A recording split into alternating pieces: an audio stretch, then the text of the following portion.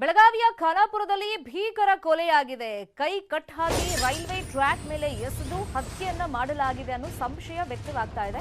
4 ದಿನಗಳ ಹಿಂದೆ ಅರ್ಬಾಜ್ ಮುಲ್ಲಾ ಅನ್ನೋರ ಹತ್ಯೆ ಆಗಿದೆ.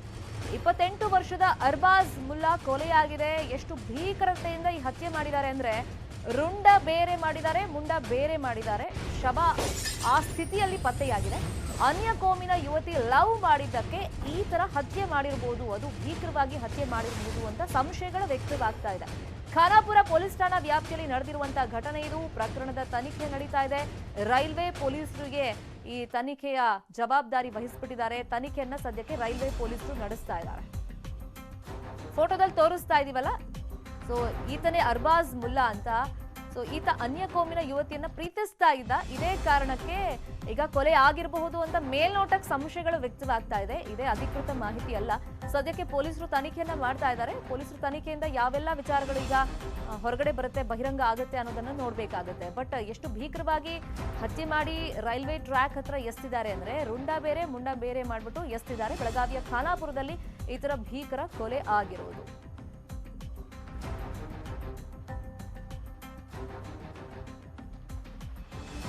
ನಾಲ್ಕು ದಿನಗಳ ಹಿಂದೆ ಈ ತರ ಹತ್ಯೆ ಮಾಡಿರೋದು ಅಂತ ಮೇಲ್ನೋಟ ಗೊತ್ತಾಗ್ತಾ ಇದೆ. ಇದೀಗ ಈ ವಿಚಾರ ಬೆಳಕಿಗೆ ಬಂದಿದೆ. ಒಂದ್ ರೀಸನ್ ಇರಬಹುದು ಅಂತ ಸಂಶಯ ಇದೆ.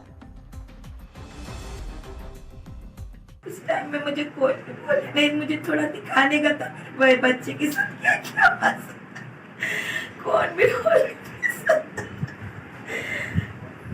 मैं जाकर देखती थी, बहुत डरा है मुझे। मैं जाकर देखती थी मेरे बेटे के टुकड़े में, मुझे नहीं दिखाई कौन भी। सर मुझे कोई भी नहीं बोला इसके बारे में, आपका बेटा है मरा हुआ है, उतना मुझे पुलिस स्टेशन में ही मालूम है सर, किसी ने मुझे नहीं बोला। ಮರ್ಡರ್ ಆಗಿದೆ, ಅವನ ಬಾಡಿಲಿ ಬಿದ್ದಿದೆ.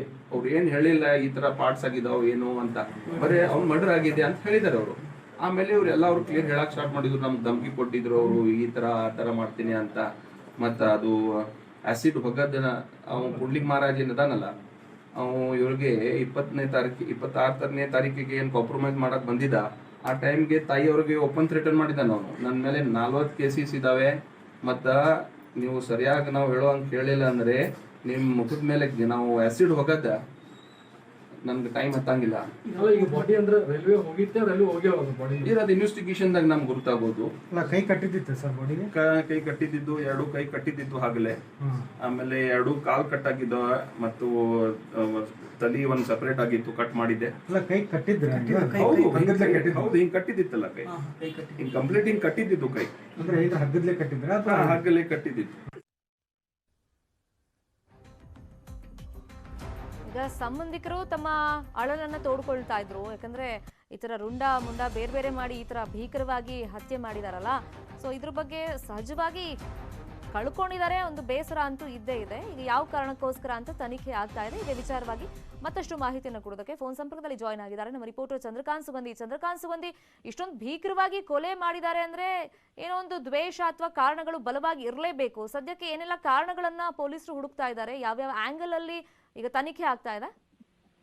ಶರ್ಮಿತಾ ಶೆಟ್ಟಿ, ಪ್ರಮುಖವಾಗಿ ಕಳೆದ 4 ದಿನಗಳಿಂದ ಬೆಳಗಾವಿ ಜಿಲ್ಲೆಯ ಖಾನಾಪುರ ಪಟ್ಟಣದ ಹೊರವಲಯದ ರೈಲ್ವೆ ಹಳಿ ಮೇಲೆ ಒಂದು ಯುವಕನ ಶವ ಪತ್ತೆ ಆಗುತ್ತೆ. ಆ ಯುವಕನ ಶವವನ್ನ ಬೆನ್ನತ್ತಿದ ಪೊಲೀಸರಿಗೆ ಒಂದು ಇನ್ನು ವಿಚಾರ ಗೊತ್ತಾಗಿರ್ತಕ್ಕಂಥದ್ದು. ಈತ ಒಂದು ಅನ್ಯ ಕೋಮಿನ ಯುವತಿಯನ್ನ ಪ್ರೀತಿಸಿದ್ದು, ಹೀಗಾಗಿ ಭೀಕರವಾಗಿ ಹತ್ಯೆ ನಡೆದಿರೋ ಬಗ್ಗೆ ಅನುಮಾನಗಳು ವ್ಯಕ್ತವಾಗಿವೆ. ಈ ಹಿನ್ನೆಲೆಯಲ್ಲಿ ಬೆಳಗಾವಿ ರೈಲ್ವೆ ಪೊಲೀಸರು, ಬೆಳಗಾವಿಯ ಖಾನಾಪುರ ಪೊಲೀಸರು ಈಗ ತನಿಖೆಯನ್ನು ಆರಂಭಿಸಿದ್ದಾರೆ. ಈತ ಖಾನಾಪುರದ ನಿವಾಸಿಯಾಗಿದ್ದು, ಖಾನಾಪುರದ ಏನು ತನ್ನ ಮನೆಯ ಮುಂಭಾಗದಲ್ಲಿ ಇರ್ತಕ್ಕಂಥ ಒಬ್ಬ ಯುವತಿಯ ಜೊತೆ ಈತ ಏನು ಕಳೆದ 2 ವರ್ಷಗಳಿಂದ ಪರಸ್ಪರ ಪ್ರೀತಿಸಿದ್ರು. ಈ ವಿಚಾರ ಸಂಬಂಧಪಟ್ಟಂತೆ 2 ಮನೆಯಲ್ಲೂ ಕೂಡ ಸ್ವಲ್ಪ ವಾಗ್ವಾದ ಕೂಡ ಉಂಟಾಗಿತ್ತು. ಇದರಿಂದ ಏನು ಕೆಲ ದಿನಗಳ ಹಿಂದೆ ಯುವಕ ಮನೆಯನ್ನ ಶಿಫ್ಟ್ ಮಾಡಿ ಬೆಳಗಾವಿಗೆ ಬಂದಿದ್ರು. ಆದ್ರೆ ಬೆಳಗಾವಿಲಿದ್ರು ಕೂಡ ಯುವತಿಯ ಜೊತೆಗೆ ಆತ ನಂಟನ್ನ ಬಿಟ್ಟಿರಲಿಲ್ಲ, ಯುವತಿ ಜೊತೆ ಓಡಾಡ್ತಿದ್ದ. ಹೀಗಾಗಿ ಆ ಕೋಮಿನ ಯುವಕರೆಲ್ಲರೂ ಕೂಡಿ ಅಂದ್ರೆ ಕೆಲ ಹಿರಿಯರು ಕೂಡಿ ರಾಜ್ಯ ಪಂಚಾಯತಿಯನ್ನು ಕೂಡ ಕೆಲ ದಿನಗಳ ಹಿಂದೆ ಮಾಡಿದ್ರು. ನಂತರ ಈ ಯುವಕನ ಶವ ಏನು ಪತ್ತೆಯಾಗಿದೆ, ಯುವಕನ ಶವಕ್ಕೆ ಯುವಕನ ಕೈಗಳನ್ನ ಕಟ್ಟಿ ಬರ್ಬರವಾಗಿ ಅಂದ್ರೆ ರುಂಡ ಮತ್ತು ದೇಹವನ್ನ ಬೇರ್ಪಡೆ ಆಗಿ ಪತ್ತೆಯಾಗಿರ್ತಕ್ಕಂಥದ್ದು ಹಲವು ಅನುಮಾನಗಳಿಗೆ ಕಾರಣವಾಗಿದೆ. ಏನು ಮೃತನ ಪೋಷಕರು ಇದೊಂದು ಕೊಲೆಯಾಗಿದ್ದು ತಕ್ಷಣ ಆರೋಪಿಗಳನ್ನ ಬಂಧಿಸಬೇಕು ಅಂತ ಹೇಳಿ ಹೇಳ್ತಿದ್ದಾರೆ. ಜೊತೆಗೆ ಈ ಒಂದು ಪ್ರಕರಣದಲ್ಲಿ ಅನೇಕ ಹಿಂದೂ ಪರ ಸಂಘಟನೆಗಳ ಮುಖಂಡರ ಹೆಸರು ಕೂಡ ಸದ್ಯ ಕೇಳಿ ಬರ್ತಿರ್ತಕ್ಕಂಥದ್ದು. ಖಾನಾಪುರ ಪೊಲೀಸರು ಮತ್ತು ರೈಲ್ವೆ ಪೊಲೀಸರು ಪ್ರಕರಣವನ್ನ ಬೆನ್ನತ್ತಿದ್ದಾರೆ. ಪ್ರಕರಣದ ಸಂಬಂಧಪಟ್ಟಂತೆ ಈಗ ಒಂದು 2-3 ಜನರನ್ನ ಕರೆದು ವಿಚಾರಣೆಯನ್ನು ಕೂಡ ಒಳಪಡಿಸಿದ್ದಾರೆ. ಜೊತೆಗೆ ಆ ಯುವಕನ ಮೃತ ಯುವಕನ ಮೊಬೈಲ್ ನಲ್ಲೂ ಕೂಡ ಯುವತಿಯ ಜೊತೆ ಓಡಾಡಿರೋದು ಮತ್ತು ಆಕೆಯ ಜೊತೆ ತೆಗೆಸಿಕೊಂಡಿರೋ ಫೋಟೋ ವಿಡಿಯೋಗಳು ಕೂಡ ಹಂಗೆ ಸಂಪರ್ಕದಲ್ಲಿ ಈಗ ಮಾತಾಡೋದಕ್ಕೆ ಮೃತನ ಸಂಬಂಧಿಯಾಗಿರುವಂತ ಇರ್ಫಾನ್ ಅಂತ ನಮ್ಮ ಜೊತೆ ಫೋನ್ ಸಂಪರ್ಕದಲ್ಲಿ ಜಾಯಿನ್ ಆಗಿದ್ದಾರೆ. ಇರ್ಫಾನ್ ಅವರೇ, ನಿಮ್ಗೆ ಯಾವಾಗ ಈ ತರ ವಿಚಾರ ಗೊತ್ತಾಯ್ತು? ಮೇಡಮ್, ಇದರ ಬಗ್ಗೆ ನಮ್ಗೆ ವೆನಸ್ಡೇ ಮಾರ್ನಿಂಗ್ ಹಾ ನಮ್ಮ ತಾಲೂಕದಲ್ಲಿ ಎಲ್ಲ ಒಂದು ವಾತಾವರಣ ಕಂಪ್ಲೀಟ್ ಡಿಸ್ಟರ್ಬ್ ಆಗಿತ್ತು. ಮರ್ಡರ್ ಆಗಿದೆ, ಯಾವ್ದೋ ಒಂದು ಬಾಡಿ ರೈಲ್ವೆ ಟ್ರ್ಯಾಕ್ ಮೇಲೆ ಬಿದ್ದಿದೆ. ಓಕೆ. ಆವಾಗ ಕೆಲವು ಫೋನ್ ಬಂದ ಕೂಡಲೇ ನಾನು ವಿಸಿಟ್ ಮಾಡಿದೆ ಅಲ್ಲೇ. ಈಗ ಅರ್ಬಾಜ್ ಮತ್ತೆ ನಿಮ್ ಮನೆಯಿಂದೆಲ್ಲ ಎಷ್ಟು ದೂರ ಇದೆ ಈ ರೈಲ್ವೆ ಟ್ರ್ಯಾಕ್? ಡೆಡ್ ಬಾಡಿ ಸಿಕ್ತಲ್ಲ? ಒಂದು 1.5 ಕಿಲೋಮೀಟರ್ ಆಗ್ಬೋದು ಮೇಡಮ್. ಓಕೆ. ಹಾ 1.5 ಕಿಲೋಮೀಟರ್ ಆಗ್ಬೋದು. ಹಾ ಅಲ್ಲಿ ಕೆಲವು ನ್ಯಾಷನಲ್ ಹೈವೇ NH4 ಕೆಲಸಗಳು ನಡೆದಿದ್ದಾವೆ. ಓಕೆ. ಆ ಓವರ್ ಬ್ರಿಡ್ಜ್ ತೆಳಗಡೆ ಒಂದು 200 ಮೀಟರ್ಸ್ ಗ್ಯಾಪ್ ಇಟ್ಟಲ್ಲಿ ಅದು ಬಾಡಿ ರೈಲ್ವೆ ಟ್ರ್ಯಾಕ್ ಮೇಲೆ ಬಿದ್ದಿತ್ತಿತ್ತು. ಅದ್ರ ಚಂಡ ಒಂದ್ ಕಡೆ, 2 ಕಾಲ ಒಂದ್ ಕಡೆ, ಈ ತರ ಒಂದು ಡಿಫ್ರೆಂಟ್ ಸಿನಿಯರ್ ಇತ್ತಲ್ಲೇ. ಓಕೆ. ಅವು ಬಾಡಿದು ಕೈಗಳು ಕಟ್ಟಿದ್ದು ಹಗ್ಗಲೆ. ಆಮೇಲೆ ರೈಲ್ವೆ ಪೊಲೀಸ್ಗೆ ನಾವು ರಿಕ್ವೆಸ್ಟ್ ಮಾಡಿ ಇಮಿಡಿಯೇಟ್ಲಿ ಪೋಸ್ಟ್ ಮಾರ್ಟಮ್ ಶಿಫ್ಟ್ ಮಾಡಿ ಬಾಡಿ. ನಿನ್ನೆ ರಾತ್ರಿ ಆಗಿದ ಘಟನೆ ಇದೆ ಇದು, ಇನ್ನೂವರೆಗೆ ಯಾಕೆ ತಗೊಂಡ ಇಲ್ಲ ಅಂದ್ರೆ ಅವ್ರು ಪಾಪ ಇಮಿಡಿಯೇಟ್ಲಿ ಕೋಆಪರೇಟ್ ಮಾಡಿ ಎಲ್ಲ ಅವರು ನಮ್ಗೆ ಹೆಲ್ಪ್ ಮಾಡಿದ್ರು. ಓಕೆ. ಈಗ ಅರ್ಬಾಜ್ ಯಾವಾಗ ಮನೆಯಿಂದ ಹೊರಗಡೆ ಹೋಗಿದಂತೆ? ಅರ್ಬಾಜ್ ಏನಾದ್ರು ಮಿಸ್ಸಿಂಗ್ ಆಗಿದ್ರಾ? ಅಲ್ಲ, ಅವ್ರು ಮಿಸ್ಸಿಂಗ್ ಆಗಿರ್ಕಿಲ್ಲ. ಅವರು ಬೆಳಗಾಂ ಮನೆಯಲ್ಲಿ ಅವರು ತನ್ನ ಅಜ್ಜಿರ್ ಜೊತೆ ಇದ್ರು. ಓಕೆ. ಅವ್ರಿಗೆ ಯಾರ್ದು ಫೋನ್ ಬಂತ ಆ ಟೈಮ್ಗೆ, ನಿನ್ ಮನೆ ಕಡೆ ನಾವು ಬರ್ತಾ ಇದೀವಿ, ನೀ ಬಾ ಹೊರಗಡೆ ಅಂತ. ಓಕೆ. ಅವನ ಹತ್ರ 3 ಆಪಲ್ ಫೋನ್ ಇದ್ದು. ಅದ್ರಾಗಿನ್ 2 ಫೋನ್ ಅವರು ತನ್ನ ಅಜ್ಜಿನ ಕೈದಲ್ಲಿ ಕೊಡ್ತಾನೆ.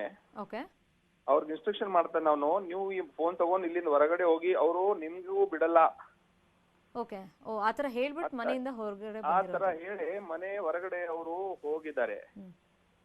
ಅದರ ಮುಂಚೆ ಅವರು ಅರ್ಬಾಜ್ ಅವರು ತನ್ನ ಮದರ್ಗೂ ಫೋನ್ ಮಾಡಿದ್ರು. ಓಕೆ. ಮದರ್ ಫೋನ್ ಮಾಡಿ, ಮಮ್ಮಿ ಸರಿ, ಈಗ ಇರ್ಫಾನ್ ಅವರು ಕಂಪ್ಲೇಂಟ್ ಕೊಟ್ಟಿದ್ದೀರಾ? ಯಾಕಂದ್ರೆ ಇಲ್ಲಿ ಲವ್ ವಿಷಯ ಅಂತೆಲ್ಲ ಸ್ವಲ್ಪ ಮೇಲ್ನೋಟಕ್ಕೆ ಚರ್ಚೆಗಳಾಗ್ತಾ ಇದೆ. ಈಗ ಯಾವ್ದಾದ್ರ ಮೇಲೆ ಡೌಟ್ ಇದೆ ಅಂತ ಏನಾದ್ರು ಕಂಪ್ಲೇಂಟ್ ಕೊಟ್ಟಿದ್ದೀರಾ? ಹೌದು, ರೈಲ್ವೆ ಪೊಲೀಸ್ ಸ್ಟೇಷನ್ ಕಂಪ್ಲೇಂಟ್ ಒಂದು FIR ಮಾಡಿಕೊಟ್ಟಿದ್ದಾರೆ. ಓಕೆ. FIR ಮಾಡಿಕೊಟ್ಟಿದ್ದಾರೆ ಮತ್ತು ಸಖತ್ತಾಗಿ ಇನ್ವೆಸ್ಟಿಗೇಷನ್ ನಡೆದಿದೆ. ನಿಯರ್ಲಿ 33 ಸಸ್ಪೆಕ್ಟ್ಸ್ ಗೆ ಪೊಲೀಸ್ ಇದ್ ಮಾಡ್ತಾ ಇದೆ. ಅದರಲ್ಲಿ ಮೇನ್ ರೋಲ್ ಇದ್ದವ್ರಿಗೂ ತನಿಖೆ ಆಗ್ತಿದೆ. ಮತ್ತೆ ಅವ್ರು ಲವ್ ಮಾಡ್ತಿದ್ದ ವಿಚಾರ ಎಲ್ಲ ನಿಮ್ಗೆ ಗೊತ್ತಿತ್ತಾ ಮುಂಚೆನೆ? ಇದು ವಿಚಾರ ನಮ್ಗೆ ಗುರುತಿದ್ದಿರ್ಕಿಲ್ಲ.